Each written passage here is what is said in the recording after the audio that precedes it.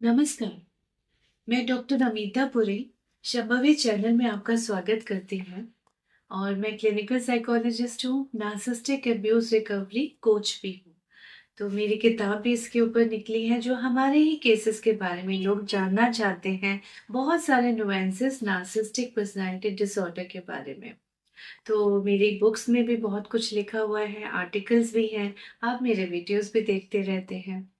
तो आज का जो केस मैं आपके साथ शेयर करना चाहती हूँ वो ये है कि केसेस तो बहुत सारे आते हैं जब मदर्स नार्सिसिस्टिक पर्सनालिटी डिसऑर्डर का शिकार होती है, यानी कि वो विक्टिमाइज कर रही है अपने बच्चों को। जैसे राक्षसी नेचर होता है ना, उर्वशी के वेश में शूर्पणखा। तो ऐसा नहीं कि वो दूसरों को के लिए वो बुरे होते हैं, वो अपने बच्चों पे भी अत्याचार करते हैं जो कि किसी और को पता नहीं चलता। All in the name of love bombing. जैसे आज कोई थी लेडी, उन्होंने बोला कि उन्होंने 4-5 साल की एज से अपनी मदर की ही मदरिंग सारी उम्र की है। तो उसके बाद जब उनका हमने इनर चाइल्ड हीलिंग किया तो इतना ज़्यादा वो रोई हैं, इतना ज़्यादा उनकी चीखें निकली हैं उस छोटी सी गुड़िया के लिए जो कभी थी ही नहीं। उसको कभी वो खेला, वो बचपन मिला ही नहीं। क्योंकि नार्सिसिस्टिक पर्सनालिटी डिसऑर्डर की जो मदर्स होती हैं, उन्हें कोई भी इल्म नहीं होता, उन्हें समझ ही नहीं होती कि वो क्या कर रहे हैं अपने बच्चों का। ताउम्र उनके लिए ये स्कार्स, ये ट्रॉमा बने रह जाते हैं। छोटी छोटी बातें, यानी आप इनको स्पाइस की तरह यूज करते हैं कि जो मदर्स हैं जो नार्सिसिस्टिक पर्सनालिटी वाली हैं, वो क्या करती हैं, अच्छा दादी के पास जाओ, चिपके जाओ, वहां बैठो, सुनो वो बुआ के साथ क्या बोल रही है, फिर मुझे आके बताना। अच्छा वो चाचा वहां पर है, वो क्या बातें कर रहे हैं, सुनो, अब मुझे आके बताना। तो परिवार में ही वो इस तरह की वो जो मन मुटाव या दूरियां बच्चे को सीखने को मिल जाती है प्लेट में। तो बच्चा क्या सीख रहा है, ये पॉलिटिक्स, ये राजनीति, ये पारिवारिक राजनीति, ये अच्छी बात तो नहीं है। नॉर्मल जो कॉमन सेंस है वो क्या बोलती है कि भाई बच्चों का बचपन क्यों छीन रहे हो। लेकिन इन्हें समझ नहीं आता। और जब तक ऐसे बच्चों को समझ आती है ना कि क्या नुकसान हो गया, तब तक बहुत देर हो जाती है। या तो वो खुद एनपीडी नार्सिसिस्टिक पर्सनालिटी डिसऑर्डर का शिकार हो जाते हैं, या फिर उनके जो कैरेक्टर डिसऑर्डर पर्सनालिटी में इस तरह आ जाता है कि उनके अपने इंटरपर्सनल रिलेशनशिप्स हर जगह खराब होते हैं। फिर चाहे वो उनके पर्सनल रिलेशनशिप हो, चाहे वो ऑफिस में हो, चाहे अपने आप के प्रति भी हो, ईमानदारी नहीं होती। हमेशा यही शक रहता है, दूसरा मेरे बारे में क्या सोच रहा है, दूसरा क्या कर रहा है, और नजर दूसरे की प्लेट पे रहती है, अपने पे नहीं। तो अपना नुकसान हो गया ना, यानी आप अपने बच्चों का ही नुकसान करते हैं, उनका बचपन छीन लेते हैं, और परिवार में कोई इस बात पे आपत्ति करे, उसे भी कटा दिया, और बच्चे को भी उसके खिलाफ भड़का दिया।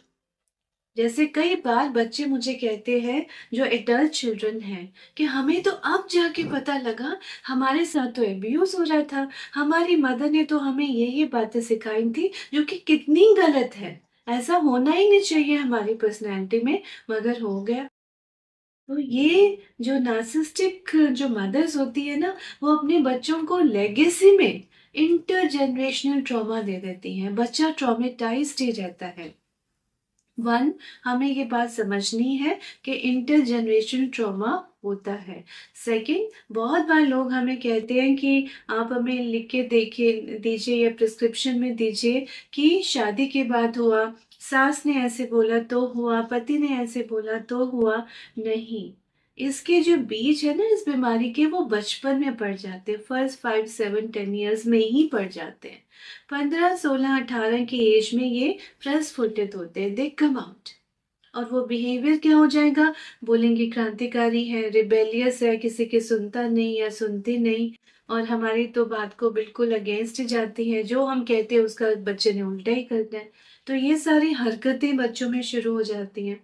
और उसके बाद जब वो रिलेशनशिप में नेक्स्ट नेक्स्ट स्टेप में आते हैं, चाहे वो पर्सनल रिलेशनशिप है या प्रोफेशनल, वहाँ भी फिर उनकी जग हँसाई होती है ना, जब इस टाइप की पर्सनैलिटी निकलेगी जो हमेशा शक ही करता रहेगा कि दूसरा मेरे बारे में क्या सोच रहा है, दूसरे को मैं ऐसे कैसे करूँ कि उसको डाउन कर दूँ, खुद को ऊपर कर दूँ।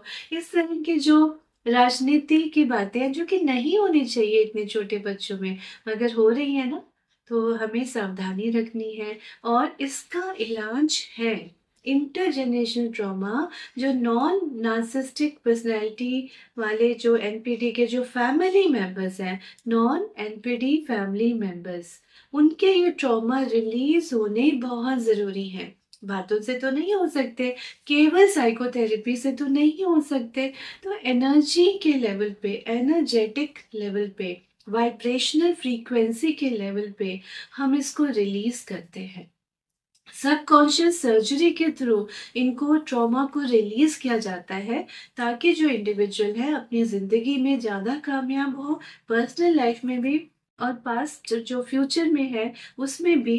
और जो पास्ट लाइफ में जो ट्रॉमास है या गिल्ट ट्रिप्स हैं, कि वो गिल्ट फील होता है या ये पेरेंट हमें गिल्ट फील कराते रहते, तुमने ये नहीं किया, तुमने ऐसे नहीं किया, और उनके बच्चे तो ऐसे करते हैं, वो तो कितना उनकी देखभाल करते हैं, तुम्हें तो कोई तमीज ही नहीं है, तुम्हें तो कोई इल्म ही नहीं है कि पेरेंट्स को क्या क्या करना चाहिए, हमने तो तुम्हारे को पाल के वैसे गुनाह कर दिया, अगर किसी और अडॉप्टेड चाइल्ड को पालना होता तो पता नहीं उसने हमारे लिए क्या क्या कर देना चाहिए था।